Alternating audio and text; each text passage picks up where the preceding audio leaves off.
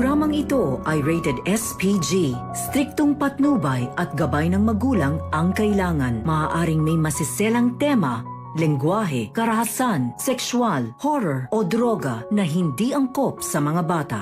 Ikaw ang aking dala sa gabing marinig. Ikaw ang Makukulong na ba si Moira o tuluyan ng matatakasan sila Giselle at Robert? Magandang araw at eto na nga tayo sa ating pinakaabangang tagpo sa abot kamay na pangarap. Welcome to my channel. Please don't forget to like, comment, and click the bell button para lagi kayong updated sa aking mga videos.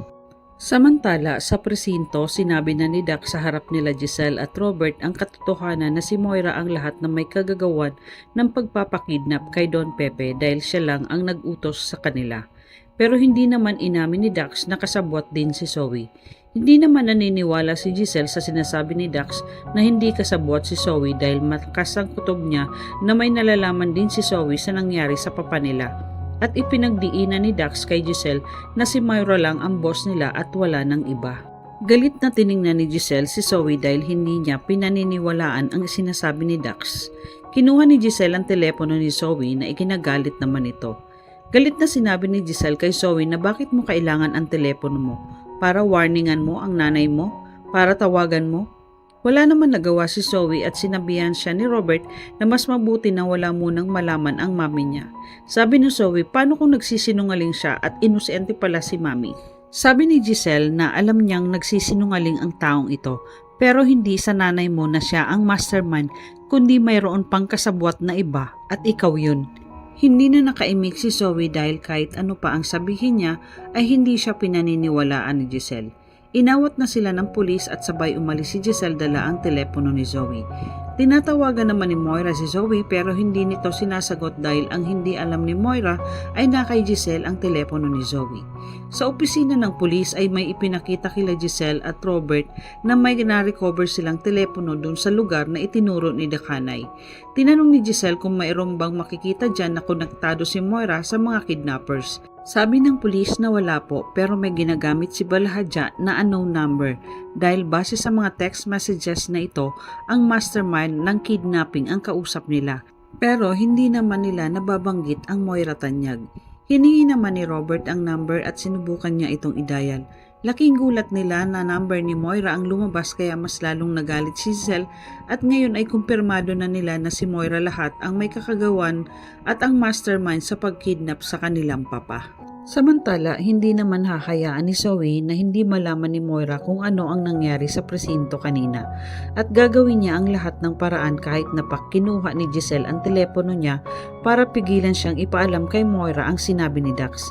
Kaya nakipagkita si Zoe sa mami Moira niya sa isang restaurant para sabihin dito na nagsalita na si Dax na siya ang mastermind at alam na ni Giselle at Robert na siya ang nagpakidnap sa lolo Pepe niya. Kaya ipinag-alala ito ni Zoe dahil tuluyan ng makukulong ang mami niya kapag hindi na ito nagawa ng paraan sa lalong madaling panahon.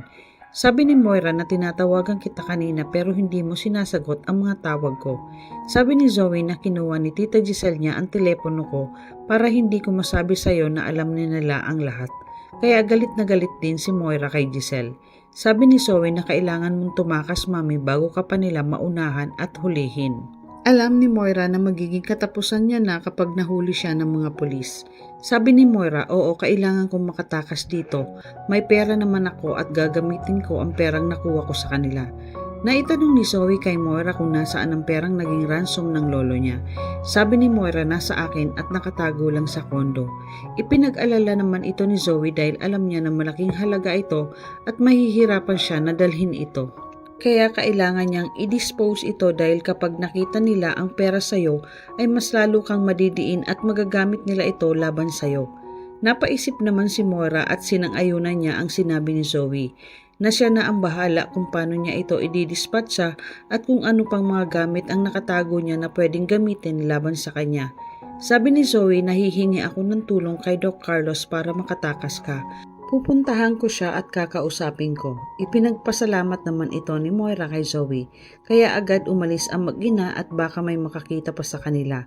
At kailangan na din ni Moira mag-ayos ng mga gamit niya para idispatsa ang pera.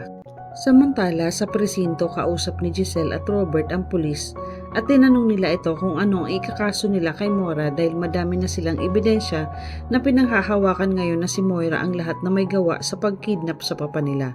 Sabi ng pulis na inaantay lang nila ang warrant of arrest galing sa korte para mahuli na si Moira. Sabi ni Robert na dapat madaliin na para hindi makatakas si Moira dahil pwede niyang magamit ang pera na kuha niya sa atin. Naitanong naman ni Giselle kay Ubeng kung paano nila malalaman kung hawak pa din ni Moira ang pera. Maibabalik pa ba yun sa atin? Sabi ng pulis na huwag kayong mag-alala dahil naiakyat na po namin sa korte. Nagaantay na lang kami sa pagbaba ng search warrant ng judge.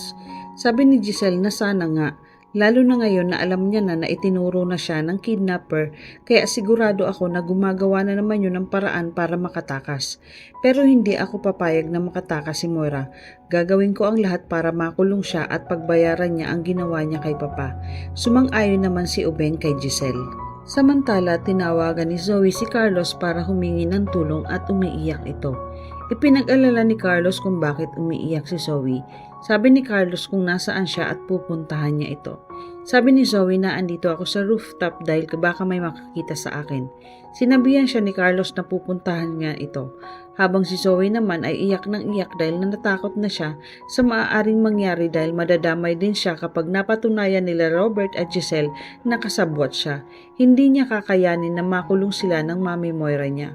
Sobrang nag-aalala din siya para sa Mami Moira niya dahil baka anumang oras ay hulihin na ito ng mga pulis. Maya-maya ay dumating na si Carlos at nakita niya si Zoe na umiiyak. Agad naman lumapit si Zoe kay Carlos at sinabing, "Please Daddy, kailangan ko ang tulong mo. Pag nakulong si Mami, makukulong din ako." Niyakap naman ni Carlos si Zoe dahil nakikita niya na sobrang nag-aalala na ito. Naawa si Carlos kay Zoe kaya sinabihan niya ito na huwag kang mag-alala. Kung papayag ang mami mo, pwede ko siyang tulungan na makatakas. Ikinabigla naman ni Zoe ang sinabi ni Carlos, "Tutulungan mo si Mami?" "Oo, tutulungan ko siyang makatakas ng bansa dahil yun lang ang tanging paraan para hindi siya mahuli at hindi ka madamay." Ipinagpasalamat naman ni Zoe kay Carlos ang gagawing tulong niya kay Moira. Kaya agad nila itong tinawagan at sinabihan siya ni Carlos na magmadali na siya na umalis dyan dahil itatakas kita dito at hindi ka pwedeng maabutan nila. Pumunta ka sa Japan ngayon at doon ka muna magtago para hindi ka nila mahuli. Tatawagan ko ang kakilala ko para matulungan kanila. Nataranta si Moira kaya agad siyang nag-impake ng mga gamit at dali-dali siyang umalis nang walang nakakaalam sa gagawin niyang pagtakas. Samantala, kinabukasan ay agad nagpunta sila Giselle sa presinto para alamin kung bumaba na ang warrant of arrest ni Moira. Sabi ng pulis na hawak ko na po ma'am at pupuntahan na po natin ang kondo ni Moira. Ikinatuwa naman ito ni Giselle dahil sa wakas ay mahuhuli na rin si Moira at tuluyan ang makukulong sa mga kasalanang ginawa niya sa papa nila. Kaya nagmadali silang umalis. Ngunit ang hindi nila alam ay nakatakas na si Moira dahil tinulungan ito ni Carlos na makaalis ng bansa. Kaya pagdating nila sa kondo ni Moira ay wala na ito. Ikinagalit ni Giselle at Robert nang malaman nilang nakatakas si Moira. Hindi nila alam kung saan nila ito hahanapin ngayon. Sabi ni Giselle na sigurado ako na tinulungan ito ni Zoe na makatakas ang ina niya.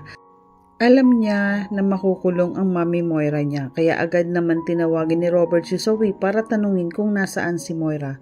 Samantala, iniwan ni Moira ang pera kay Nerissa at kailangan niyang gawin ang inutos nito ni Moira sa kanya.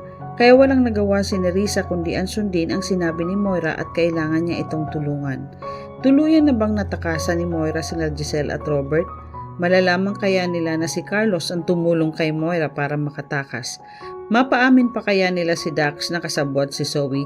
Yan ang ating pakaabangan dito lang sa Abot Kamay na Pangarap. Huwag bibitiw at huwag kalimutan mag-subscribe. Maraming salamat po and God bless.